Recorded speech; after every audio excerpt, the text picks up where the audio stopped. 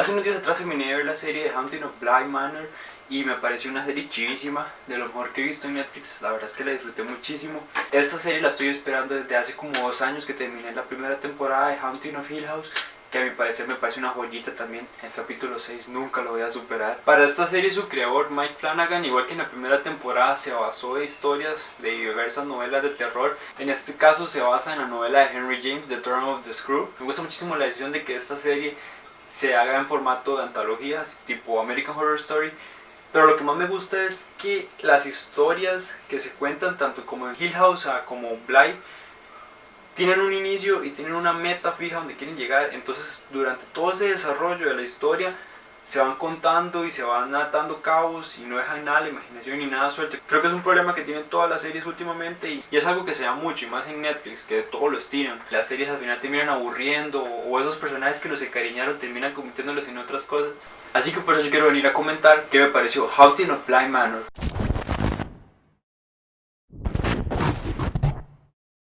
Debo comentar que probablemente hable con spoilers, así que cualquier cosa, si no han visto esto, pues tiene spoilers.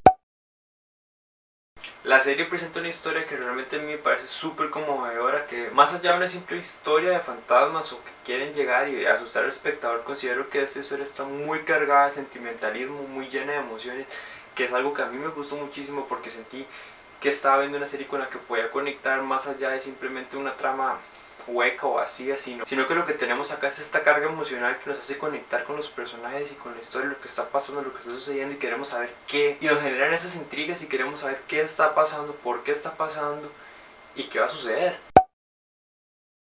Hasta el más mínimo personaje tiene su historia un poco de fondo. Tal vez no se demuestra mucho como con flashbacks y demás, sino que algo que me gustó es que en los diálogos se van contando sus historias y tal vez no hay esa necesidad de transportarnos a su pasado, sino que simplemente es como si estuviéramos conversando con otra persona que nos está contando su vida, nos está contando su historia, y por eso es que nosotros creamos esa empatía. Eso fue, por ejemplo, la historia de Jamie fue una historia que a mi parecer me conmovió muchísimo.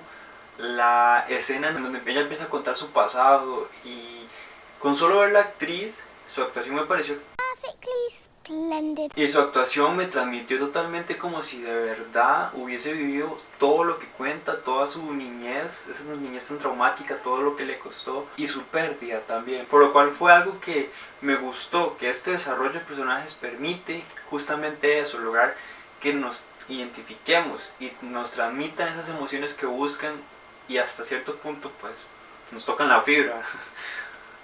No hay personajes que lleguen a la trama por un momento y después desaparezcan y no aporten absolutamente nada, que sean simplemente como relleno. En realidad todos aquí aportan. Algo que me gustó también mucho fue la atmósfera, que la ambientación en esta casa hace que se sienta inmensa, que se sienta un lugar totalmente vacío. Este tipo de casonas gigantes de personas millonarias, ricas, mucha plata, y construyen esas casas gigantes, y al final de cuentas son como 4 personas las que terminan viviendo ahí, y son casas repletas de cuartos. Personalmente los lugares así muy grandes, las casas gigantes, me da mucho miedo. No sé qué me puede esperar a la vuelta de la esquina. Simplemente esa sensación que tiene uno de estar en un lugar muy amplio sin saber qué más hay allá. Considero que a nivel de producción es algo que se pensó bastante bien, lo de la atmósfera, porque en el presente se podía ver que en muchas tomas habían esos colores azules, esos colores fríos, los que a mi parecer daban como esa sensación y sentimientos de soledad, de frialdad, lo que estaban viviendo Flora y Miles, y que a pesar de todo pues estaban en esa casa gigante. En tomas como la cocina, cuando se reunían todos a comer, sí estaban esos colores más cálidos que representaban este calorcito como de familia que se creó entre Owen, Hannah, Jamie, Danny, Miles, Flora, todos, que al final termina siendo una familia construida por todos. Y cuando ya del todo se van al pasado, el capítulo de Viola me pareció increíble.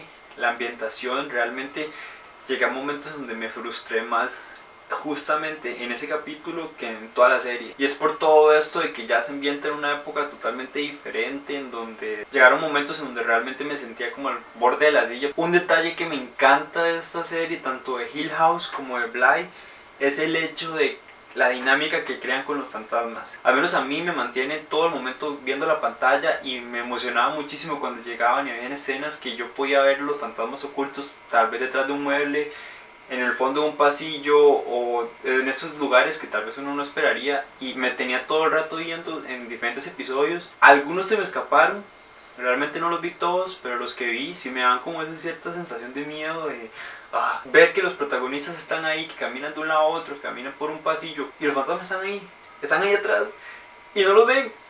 Pero es justamente eso, tal vez esa sensación de estar siendo observado, pero de no saber por qué ni quién. Y yo estoy consciente de lo que puede pasar, o estoy consciente que hay algo que tal vez no debería estar ahí. Y ellos no, los personajes no saben. Así que esta dinámica me gustó muchísimo por lo mismo, por estar buscando los fantasmas. De hecho, antes estuve viendo un video y descubrían como ciertos fantasmas. Hubo uno que no vi 2 videos y no vi que lo hayan descubierto, tal vez. En otro sí. Pero es un soldado, es el soldado que me imagino que es el que menciona el tío Henry. Y este se muestra en la capilla, entonces pues todos estos videos me parecen súper interesantes y súper incómodos.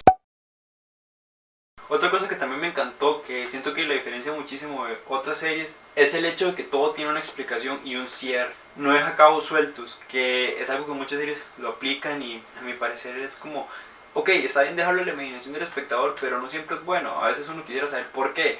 Y al principio, cuando se va desarrollando la historia, sabemos que hay un fantasma principal, que es lo que está acechando esa casa, y vemos que siguen pasando como cosas paranormales y tal vez no las terminamos de entender. Me gustó mucho que cada fantasma tuvo su origen, a los que iban presentando, tienen su explicación. Lo que más me generó esa intriga es por qué se quedan las almas en este lugar, que es algo que se me pareció mucho American Horror Story, A Murder House. Y en este caso me gustó la explicación y considero que fue breve, en realidad no fue como una explicación muy científica, muy larga o que tuvieran que inventar mucho, sino que simplemente fue como conciso y claro y se entendía bien una vez ya explicado. Entonces eso es algo que me gustó. La explicación de la casita me gustó muchísimo porque al principio yo no sabía si era que Flora tenía alguna especie de poder psíquico o algo paranormal conectado con la casa y me intrigaba muchísimo, pero ya después a lo largo se nos da una explicación del por qué y me pareció algo muy interesante. Me generó un poco de intriga el por qué la dama no podía atacar a todos o por qué se podía mantener resguardados en los cuartos, pero en realidad, como dije, se da una explicación lógica del por qué el fantasma sigue un cierto trayecto. Y para concluir, y que vaya conectado a esto, me gustó que cada personaje tuvo un cierre.